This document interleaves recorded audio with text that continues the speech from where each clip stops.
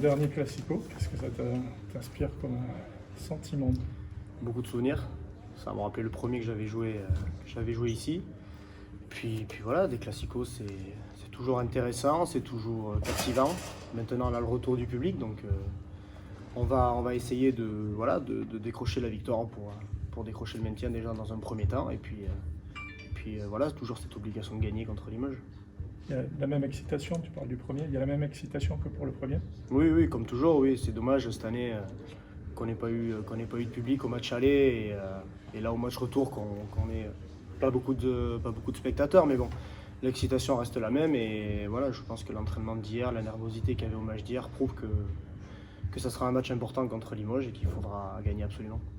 Le premier, c'était quand, tu t'en souviens? Oui, c'était un match de Coupe de France,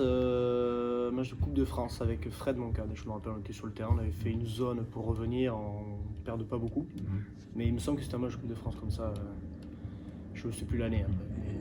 Quand tu Classico, c'est quoi l'image? C'est quand tu arrives au palais, c'est voir le palais blindé, c'est la joie après la victoire, c'est quoi le sel C'est le contexte, c'est un contexte qui est complètement différent. Ce que je retiendrai le plus, c'est les matchs à Limoges, où tu rentres avec la sécurité, tu sors avec la sécurité, tu te fais insulter, tu te fais cracher dessus, les gens descendent des gradins juste pour t'insulter à la fin du match. Ça fait partie du contexte et normalement on voit que ça à la télé. Moi je ne m'étais jamais imaginé faire cette carrière-là et de vivre ces moments-là, ça restera à vie et c'est des histoires que je raconterai jusqu'à la fin de ma vie parce que c'est spécial et que beaucoup de personnes aimeraient être à ma place pour vivre ces moments-là.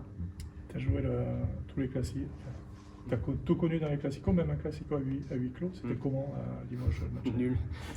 Non, c'est pas bien parce que c'est cet engouement et ce match est tellement important pour beaucoup de monde et il faut le vivre. Voilà, il faut y être dans la salle, il faut voir le bruit, le brouhaha que ça fait. On ne peut pas dire n'importe quel sportif. Je vais prendre l'exemple de Benoît Paire. Bon, ok, c'est un mauvais perdant, etc. Mais lui, il l'a dit. J'ai revu une vidéo de ce matin où il y a un point qui est en échange qui est interminable et le public se lève. Alors même une jauge à 1000 personnes, c'est des moments que, en tant que sportif, on a envie de vivre. Et c'est pour ça qu'on fait du sport, c'est pour cette adrénaline. On sent qu'il manque quelque chose. Quand il n'y a pas de public, on sent ce petit truc, on s'entend parler. C'est pas des contextes qui sont hyper plaisants. C'est notre métier, c'est sûr, mais nous on joue pour avoir cette adrénaline-là et arriver dans les moments importants avec une salle pleine, avec du bruit, avec tout ce contexte. La question qui s'est toujours posée par rapport au Classico, c'est comment vous diffusez cette histoire-là dans un groupe qui évolue tout le temps et qui est tout le temps renouvelé, et qui tous les ans, quasiment tous les ans, est changé à 70%. Est-ce qu'on arrive à transmettre ça? Enfin voilà, c'est toujours le. Est-ce que... Oui, on transmet. Vie Sandford pour avoir fait des deux côtés, lui il le dit. Il y a plus de personnes dans les travées de la salle la semaine de Limoges que dans une autre semaine. C'est normal. On sent les gens autour, on sent cette envie, cette animosité, et puis c'est ce qu'il faut faire perdurer. Si on ne fait pas passer les messages, le match on le rend lambda, il sera plus intéressant pour personne. Donc nos anciens ont réussi à faire monter ce Classico comme un match très important dans le championnat, il faut le faire perdurer. Alors, on ne fera pas bagarre générale comme à l'époque, mais ça fait partie du basket et il faut que ce match-là soit différent des autres. Voilà, il faut déjouer les pronostics, il n'y a pas de favoris, il faut déjouer les pronostics et il faut se battre, je dirais pas plus que d'habitude, parce qu'on va me dire, ouais, l'SKA choisit ses matchs, mais si c'est pas la même préparation. Mais c'est pas qu'on le veuille ou qu'on le veuille pas, c'est en nous. Voilà, quand on arrive à la salle, c'est un match différent des autres. C'est en nous.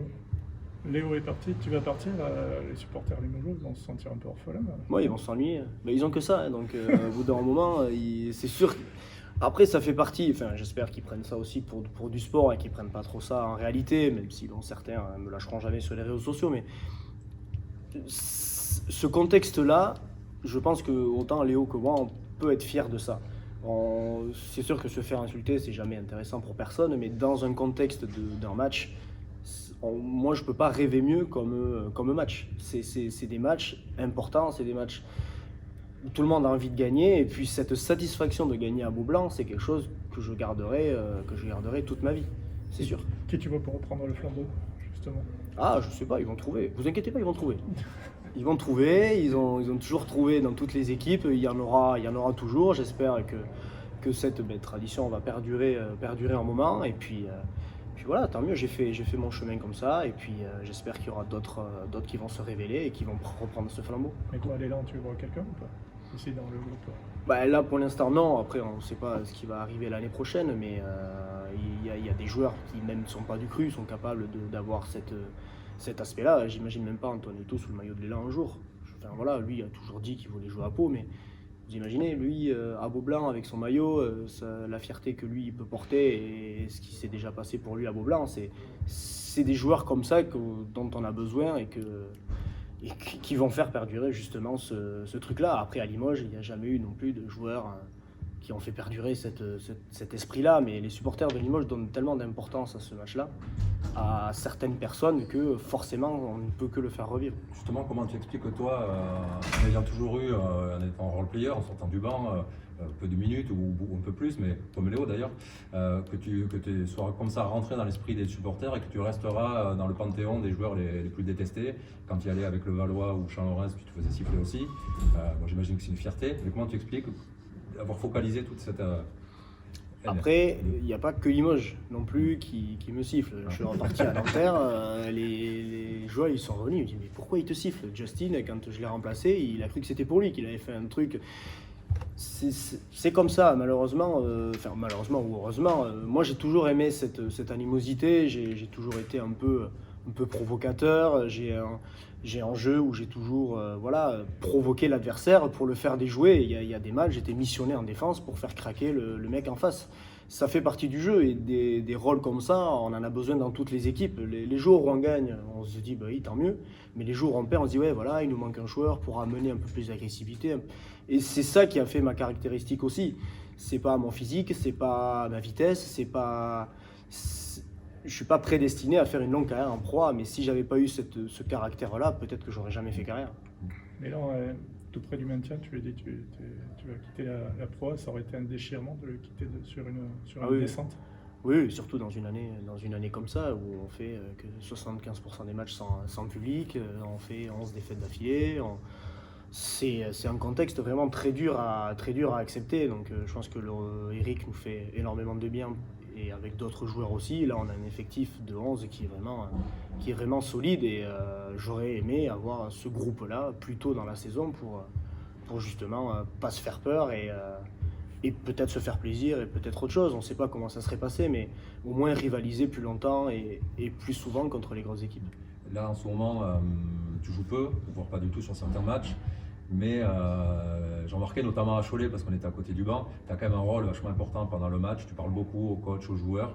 Comment tu vis ce nouveau rôle après avoir beaucoup joué il y a 2 mois, et maintenant que tu joues moins? C'est la question que m'a posée Eric, de savoir comment lui, il me disait, alors comment tu vis la situation? Je lui dis, mais moi je suis à l'élan. Je lui dis, tu peux mettre tout ce que tu veux, le fait de venir au palais le matin, moi je suis heureux. Alors c'est sûr que je lui dis, 10 ans en arrière, il se serait passé ça, je lui dis peut-être que j'aurais tout cassé parce que j'avais une carrière à faire et que j'avais envie de faire carrière et que je ne savais pas si j'allais rester à l'élan toute ma vie. Je lui dis maintenant, ma carrière elle est derrière moi, voilà, je sais que j'ai signé à Tarbes, je vais aller jouer au basket, me faire plaisir. Et je lui dis à Eric, je lui dis mais moi je suis là pour apporter, je lui dis que je joue pas, je suis souriant, je viens à l'entraînement avec le sourire, je suis à l'élan, il n'y a pas plus beau maillot que celui-là en France. Je lui dis moi je suis le plus heureux. Alors c'est sûr qu'en tant que basketteur, de ne pas jouer, c'est quelque chose qui est compliqué à vivre. Mais je trouve qu'il s'est créé quelque chose naturellement, comme tu disais, où lui me demandait conseil, où moi je lui apportais des changements, des joueurs qui venaient me voir pour parler de certaines choses, parce que c'est très dur sur un match de s'occuper de tout. Et avec Jimmy, on a ce rôle un peu d'intermédiaire avec les joueurs, et on aide Eric dans cette tâche-là. Et les joueurs, justement, viennent vers moi me dire, qu'est-ce qu'on pourrait jouer d'autre, sors-moi, fais rentrer un tel. Voilà, ça fait partie d'un dialogue, et Eric m'a laissé cette liberté aussi de m'exprimer et de l'aider. C'est tout à son honneur aussi. Après, j'étais pas obligé de le faire. Mais voilà, l'élan, c'est mon club, j'ai pas envie de descendre. Et si ça doit passer par l'aider au maximum pendant les matchs, je le ferai avec plaisir. Tarbes, c'est un bon compromis, choix sportif, choix de vie. Oui, parce que je voulais pas quitter la région, donc c'était un très bon compromis. Le niveau est très intéressant, je vais avoir plus de responsabilités, quelque chose que j'ai jamais connu en 10 ans de carrière. Donc ça va me pousser à me préparer très fort cet été pour apporter le plus possible à cette équipe. Et puis on verra bien ce qui se passe dans les prochaines années avec Tarbes, mais me faire plaisir et faire plaisir aussi à un club qui avait vraiment envie de de me recruter. J'ai eu des très bons contacts avec le président de Tarbes et j'en suis très content parce que c'est des situations que j'avais jamais vécues. Donc je suis très impatient déjà de finir cette saison, d'être maintenu, de profiter un maximum, mais après de partir à Tarbes pour m'exprimer. Numéro 1, c'était il y a longtemps, c'était pas en tout cas pas à ce niveau-là. Non, pas à ce niveau-là. Non, pas à ce niveau. Avant que Tarbes s'intéresse à toi, dans ton esprit, tu étais prêt à relever un nouveau challenge en Pro A ou en Pro B ou tu avais déjà fait un... Non, parce que je suis venu ici sans agent. J'avais gardé le même agent toute ma vie, mais bon, avec les relations que j'avais avec Didier, il n'y avait pas besoin d'avoir d'agent pour n'importe quelle négociation. Pour moi, je ne négocie pas avec Pau comme je négocie avec un autre club en Pro A. Et puis voilà, avec 2 enfants, une femme qui a envie de travailler, qui a envie de s'installer, je ne me voyais plus partir, et puis j'en avais plus envie. J'aurais pu faire le marché de Pro B, essayer de trouver des clubs de Pro B pour monter en Pro A, mais j'avais plus cette envie-là de quitter la région. Et j'étais même prêt à partir travailler, passer mes diplômes d'entraîneur, faire autre chose. Voilà, j'avais vraiment pensé à ma reconversion en décembre. Et puis c'est en discutant avec Bastien Pinault, avec d'autres personnes, cette possibilité-là de Tarbes, parce que je ne l'avais jamais envisagée. Donc quand ça s'est présenté, je me suis dit, mais en fait oui, c'est le meilleur compromis entre rester dans la région et continuer à se faire plaisir, parce que j'ai que 31 ans. Voilà, à 35, 36, je n'aurais pas bataillé, mais là j'avais envie encore. Sur plusieurs saisons, tu t'es engagé plusieurs... Ben, pour l'instant, une saison, avec une année optionnelle, mais bon, on verra comment ça se passe. Peut-être que tu te ça sens se jouer passe. encore Oui, moi j'ai envie de jouer. Moi j'ai 31 ans, je me vois bien jouer à haut niveau jusqu'à 35. Alors c'est sûr que je me suis mis des bâtons dans les roues tout seul en disant que je voulais plus quitter la région et en ayant déjà fait Boulazac et maintenant Pau. Ben voilà, je m'étais dit, bon ben oui, pourquoi pas arrêter, mais j'ai envie de continuer à jouer. Puis après, il y aura le retour dans les Landes plus tard, parce que j'ai pas envie de le faire trop tard non plus pour pas être cramé et rien apporter, mais c'est un choix de vie, c'est un choix de carrière. Certaines personnes le comprennent, d'autres non, mais moi je voulais plus quitter la région. Je reste dans la maison, mes enfants ils restent à la même école, et puis c'est un bonheur de vie aussi, et on ne peut pas rêver mieux comme contexte dans ce pays-là. Merci.